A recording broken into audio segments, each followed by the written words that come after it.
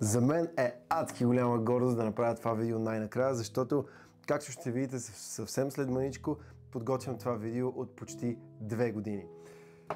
С две думи, най-важното нещо, което искам да ви кажа е, че филмът Без крила, филмът, в който аз играя главната роля, вече е по кината и може да отидете да го гледате. Става въпрос за една изключително вдъхновяваща история, вдъхновена от истинската история на нашия параолимпиец Михаил Христов и за трудностите, през които преминава той в битката да приеме себе си. Битка, която водя и аз, водите и вие, водите и всички познати, които имате при всяко положение. Много трудна битка, но много важна. Това, което искам да направим в това видео, е тук на компютъра съм извадил нещата, които съм снимал във времето, докато сме снимали самия филм и сме се подготвили за него. Искам да ги изгледаме заедно, да дам няколко коментара върху тях и след това ще отговоря на някои от най-често задаваните към мен въпроси. До момента да действаме. Добро утро! Добро утро! Как се чувстваш? Малко съм се прехапал. Малко. Днес е първият снимачен ден. Първа сцена. Нормално да има известно притеснение, пък и часът е 6:30, тъй че съм и малко неадекватен поради този факт самия. Но всичко ще бъде наред и ще бъде страхотно. Всичко ще бъде наред, разбира се. А ти сега се обличаш. Да. Сега много влиза в спортната си визия. Да.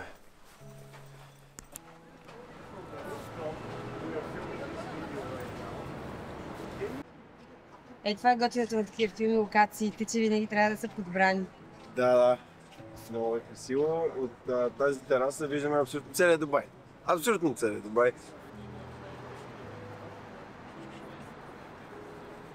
Окей. Така, искате да... Няма да го мръднем, нали? Да. Късникс.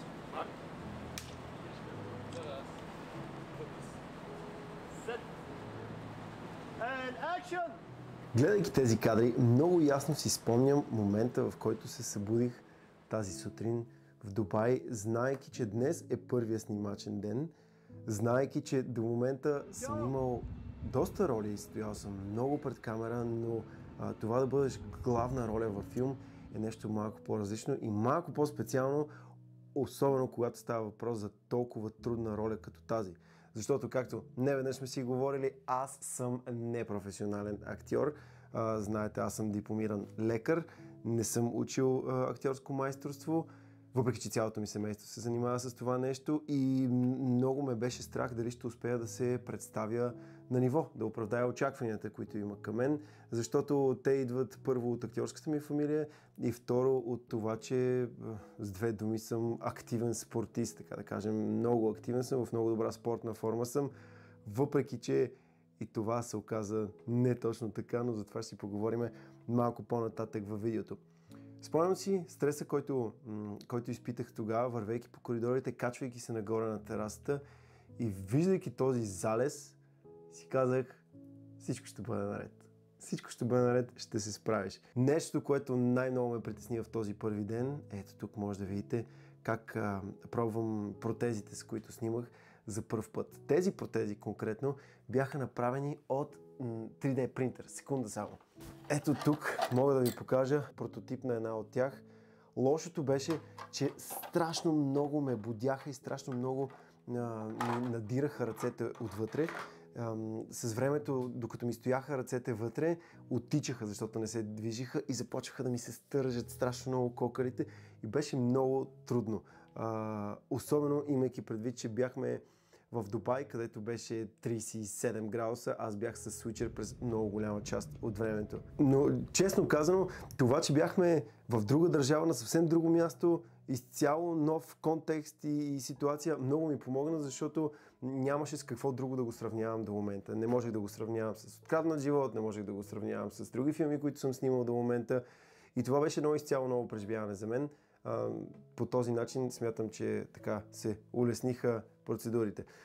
Когато се прибрахме от Дубай, започнаха много усилени тренировки, защото скокът дължина е много тежка дисциплина, особено за човек като мен, който е много активен, много спортува, но аз се занимавам с фитнес. Това няма абсолютно нищо общо с истинските спортове, така да го наречем, и с леката атлетика. Прекарахме около между 6 и 7 месеца в това да се подготвяме активно за нашата спортна форма с Леард, който Леард, между другото, първо, че Леард е страхотен актьор и много ми помогна на моята игра, защото е много по-лесно, когато имаш уверен партньор до теб, който ти подава истински, не стои фалшиво. Много по-лесно ти се получава и на тебе да си изиграеш ролята по възможно най-органичния начин. Освен това обаче, това, което исках да кажа е, че Леард се научи да скача като абсолютен професионалист.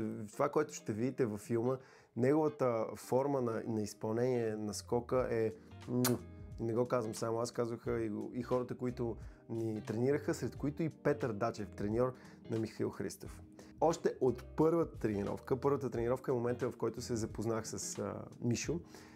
Първо, че въобще не знаех как да подходя в общуването си с него, много се притеснявах.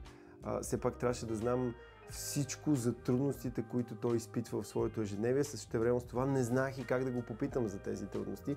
Не знаех как да говоря с него. За щастие Мишо е много отворен и много бързо успях да прескоча това свое ограничение. Но първата тренировка, която направихме, ни я водеше Мишо и на първата тренировка се контузих. И после не може да ходя 3 седмици. Това беше обещаващо начало, така да го кажем, и ме накара да се замисля наистина какво ще се случи, ако реално се контузия. Това е голяма отговорност, която поемам, че трябва да се раздавам, за да мога да се науча, трябва да се раздавам по време на снимки, нали, да скачам, да максимално усилия да давам от себе си и същевременно с това да внимавам да не се контузия, защото контузия ли се, никой не знае какво ще правим. За щастие това беше доста преди Дубай, имах възможност да се възстановя, но когато се прибрахме тук, започнахме да тренираме усилено по няколко пъти в седмицата, за да можем да се възстановяваме максимално. Друго нещо, особено в моя случай, което трябваше да направя, е драстично да намаля тренировките за горната част на тялото, за да може максимално да се обере широчината на ръцете ми, на гърдите, на гърба ми, за да мога по-добре да се впиша в фрейма на Мишо.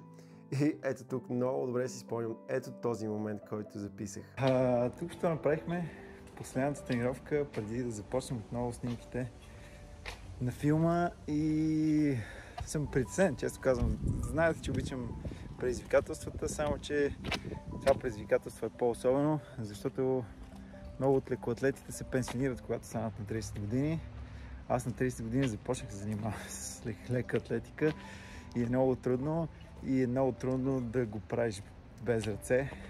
Това беше последната тренировка. Знаех, че от тук нататък започваме вече снимки. Това беше втория етап от снимките, основния период, в който трябваше да заснемем 98% от филма. Снимахме на много локации, снимахме с много интензивна програма. С две думи, може би имаше 3 сцени във филма, в които мен ме няма, тъй че през тези 30 дни, които снимахме основната част от филма, аз бях нон-стоп на снимки. Нямах възможност да се възстановявам, кой знае колко, и трябваше в общи линии да стисна зъби и да го изкарам мъжката. Намираме се в момента в снимачния апартамент на Мишо. Ще гледате филма, има доста сцени от тук, но един готин акцент от филма са неоновите табели, които има пръснати из апартамента. И тук ще разбрах от нашия оператор, който в момента снима една много интересна история. Имаме една неонова табела, която се казва, на която пише Amor Fati Memento Mori, което на латински означава обичай съдбата си. И даже настръхнах, като го казах сега, разбрахме, че Мишо е мислил да си го татуира същото нещо. Това не е говорено с него. В смисъл, това е абсолютно случайно съвпадение. Мисля, много яко. Явно нещата не са случайни. Но е много вълнуващо и много трудно. Днес е вече 5-6 снимачен ден. Нещата върват много по-приятно и по-леко, отколкото очаквах. С две думи, по време на снимки процесът вървеше много леко и без особени сътресения. Имах разни болки в тялото, имах разни трудности да се възстановявам, както ви казах и току-що. На 30 години обикновено лекоатлетите се пенсионират, аз на 30 години влязах в леката атлетика, нещо, което не се случва точно в този ред. За щастие, колената ми издържаха, въпреки че след като свършихме снимките на филма, 9 месеца не можех да клекна хубаво додолу, защото имам закъсване на менискуса в лявото коляно. За щастие вече нещата се позакрепиха, но да, този тежък процес си взима своето абсолютно неизбежно. И това, което исках да ви разкажа тук в този сегмент е за нещата, които се случваха по време на самите спортни сцени. Имахме разни моменти, в които снимахме на националния стадион Васил Левски. Имахме да снимаме само самите състезания, които ще видите във филма. И в тези състезания, хора, ние сме снимали цяла нощ. Това беше август месец. И беше, може би, най-студения август месец, който съм виждал някога, защото аз бях по клин, по тениска и буквално се тресях от студ. Имахме да снимаме много скоци. Например, една стандартна тренировка на атлети в тази дисциплина е 5, 7, 10 скока максимум. Ние правихме сигурно по 30, 35, 40 скока понякога на вечер, на снимачен ден, и това може да си представите колко натоварващо е за опорно-двигателния апарат, защото колкото и да падаш в пясък, това си е падане. И дори ние накрая скачахме по 6 метра, да кажем 6 метра и нещо, и това си е падане и се набиват страшно много и глезените, и колената. Но да, това е положението. Но това, което исках да ви кажа е, че в тези нощи, в моментите, в които не скачахме и не снимахме, с Лео правихме кросове около националния стадион, за да не изтиваме. И това беше примерно в 3, в 4 часа сутринта. Беше много вдъхновяващо. Имаше и разни сцени, които снимахме и на стадиона в Ямбол. И много добре си спомням. Това е картинка, която винаги ще ми остане в живота, в съзнанието. Снимахме абсолютно цяла нощ, беше станало вече време за изгрев, приключихме снимките и тръгнахме към Бургас. И си спомням как се качвам в колата в Ямбол, тръгвам по магистралата към Бургас и е точно изгрева и слушам Франк Синатра That's Life. Направо настръхвам и в момента, като сети ми се насълзяват очите. Беше такъв момент, който винаги ще помня, беше много специално, защото беше много тежка нощ, пък се бях справил добре и бях много така изпълнен с удовлетворение. Обаче от абсолютно всички моменти, може би най-пиковият страх, притеснение, който изпитах, беше преди първата прожекция, тази, която беше кинотеста, само с екипа, с никой друг, никаква друга публика. Защото тогава осъзнах, че трябва да гледам филма с професионалисти, с тегава публика, така да го наречем. И знаех, че те няма да ми кажат нищо, те няма да ме излъжат, така да кажа, ако нещо не е изглеждало добре и не съм се представил добре, те няма да ми кажат, но беше супер. Съответно и аз за първ път виждах филма монтиран, макар и в някакъв по-груб формат, и наистина страшно много се притеснявах.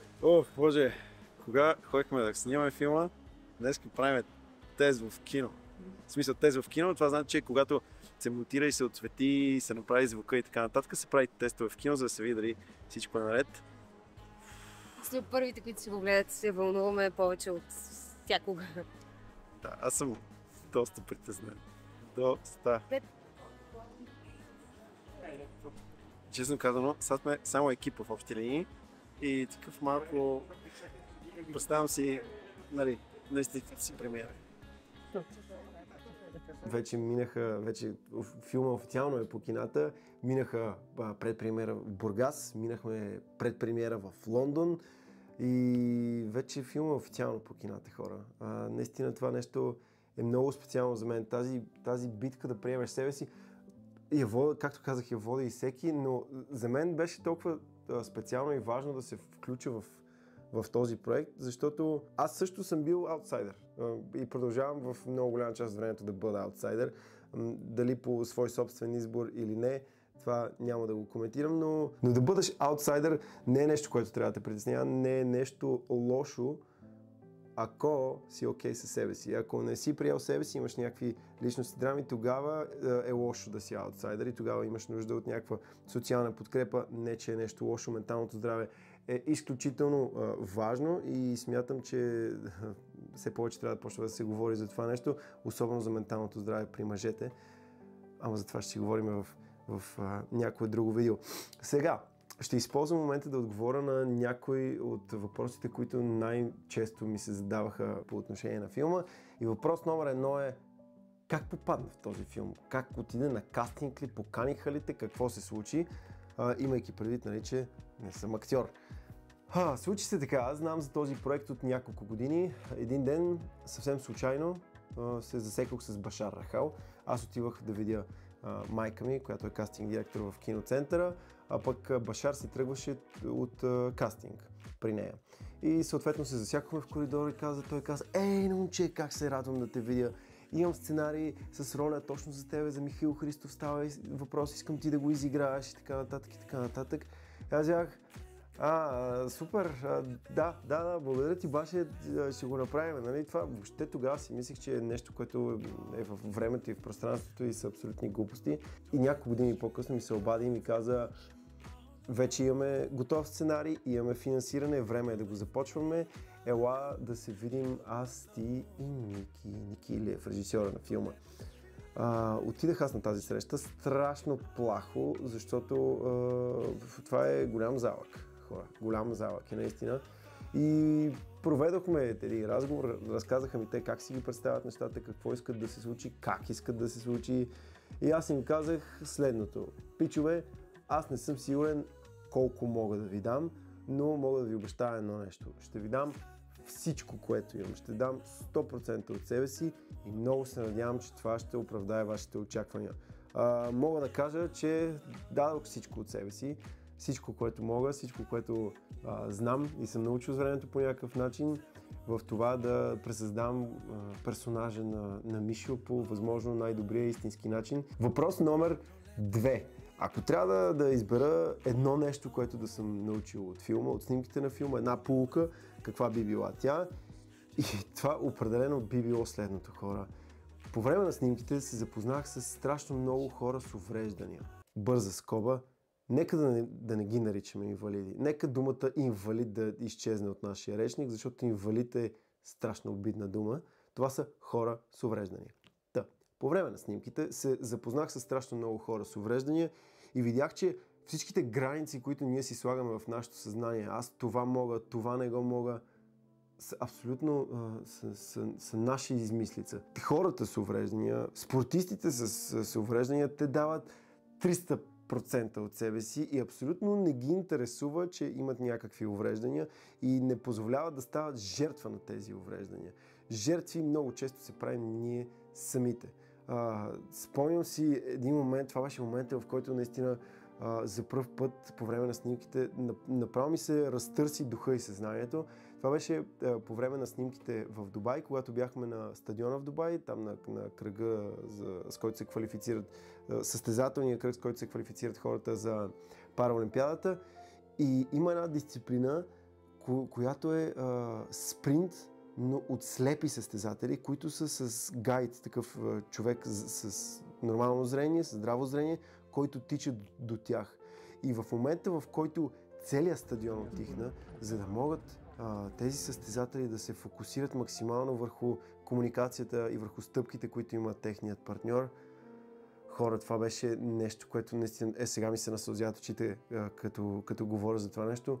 Толкова специално и толкова свидетелства за абсолютно това, че човешкият дух е непоклатим. Всичко си зависи от теб. Много силно. Много силно. И много се надявам това да успеят хората и да го усетят, гледайки филма, защото наистина посланието е любов. Любов към себе си, приеми себе си и абсолютно граници няма да имаш. Сега, третото нещо, което са ме питали най-много хора до сега по отношение на филма, е да разкажа някой смешен момент от него. Носчих какво да ви разказа, защото има доста смешни моменти по време на снимките на този филм, въпреки че тематиката на самия филм е малко по-драматична. Мога да ви разкажа една ситуация. Пак се връщам на Дубай и на стадиона в Дубай. В колата сме аз, Лео и Теа и бързаме, за да хванем залеза на този дубайски стадион, защото там има едно влизане, което искаме да се случи точно по залез, точно да изглежда по някакъв начин. Аз шофирам колата, намираме се на дубайска магистрала, хора, и Google Maps ми каза, вземи десния изход и там има 9 десни изхода. Буквално Google Maps изглеждаше като спагети и 5 пъти се въртяхме на това място, докато не оцелим правилния изход. И всеки път беше по-грешно и всеки път ни изпращаше на по-далечно място, на което трябваше да завъртим и бяхме за наистина много малко да изпуснем ключов момент, ключова сцена, ключов кадър от филма, просто защото ние не можем да се оправим с пътищата в Дубай. За щастие успяхме да се справим малко и с магията на киното не беше толкова просто. Хора, наистина много ми се иска по-голяма част от вас да отидат да гледат филма и много ми се иска да може посланието да стигне до по-голяма част от вас. Смятам, че българското кино започва да става все по-добро. Смятам, че за да става още по-хубаво българското кино, ние трябва да ходим и да си го гледаме това кино, защото засвидетелстването на интерес към българското кино ще стимулира и неговата продукция и то на все по-високи продукции, все по-скъпи продукции, както мисля, че виждате, че се прави и в последно време. Надявам се да сте ме разбрали, се надявам да отидете да го гледате. Между другото, напишете ми долу в коментарите, чува се дали да не направя някоя друга игра в Instagram с билети за филма. Даже мислих си да направя нещо, с което да запазя цяла зала за вас и ваши близки. Да го подаря този експириенс на един човек. Как ви се струва това нещо? Може да ми напишете долу в коментарите. Благодаря ви, че прекарахте това време с мен. Сега обаче е време да влезете и да си запазите билети за филма. Няма нужда да ми благодарите. Желая ви хубава вечер, хубав там ден, когато го гледате и ще се видим другата седмица.